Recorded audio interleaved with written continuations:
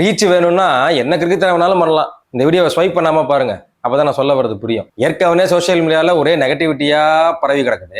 இதுல அப்படி வந்து ஃபேமஸான ஒருத்தரை தூக்கி உள்ள தூக்கி போட்டா அதை பார்த்துட்டு பல கிறுக்கு போய் கிளம்பி வர மாட்டான். யோசிச்சு பாருங்க. சரி, அந்த ஆளையாச்சும் விடுங்க. அதுல ஒரு பொம்பளை பிள்ளை வேற, சொர்ணாக்காவை போட்டா கூட பரவாயில்ல. அந்த அக்கா ப்ரொஃபைல போய் பாக்குறேன், சப்ஸ்கிரைப் பட்டன் போட்டு என்னென்னமோ பண்ணி வச்சிருக்காங்க. இதை பாக்குற பெற்றோர்களுக்குலாம் எப்படி பயம் வரும் யோசிச்சு பாருங்க.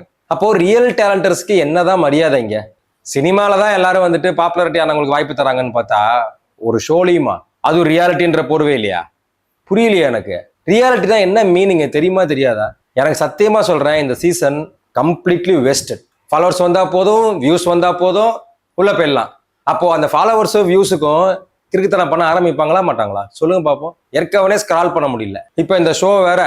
இந்த ஷோக்குள்ள போறது ஜஸ்ட் என்டர்டைன்மெண்ட் நீங்க சொல்றீங்க, பட் இது என்டர்டைன்மெண்ட்டை தாண்டி அது பெரிய பாதிப்பை ஏற்படுத்தும். இப்போ இந்த வியூஸுக்காகவும் லைக்குக்காகவும் இந்த மாதிரி பண்ணா நம்ம இந்த மாதிரி ஷோக்குள்ள எல்லாம் போலாம் அப்படின்ற எண்ணத்துக்காகவும் கிறுக்குத்தனமா பல பேர் பண்ண ஆரம்பிச்சிருவாங்க. இப்போ இது வந்து சோசியல் மீடியா எத்திக்ஸை ரொம்ப எக்கச்சக்கமா மீறுற மாதிரி இருக்கு.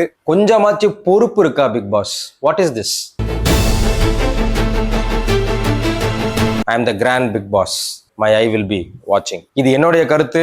உங்களுடைய கருத்து பிக் பாஸ் சீசன் 9 பற்றி தயவு செய்து கமெண்ட் பாக்ஸ்ல கமெண்ட் பண்ணுங்க.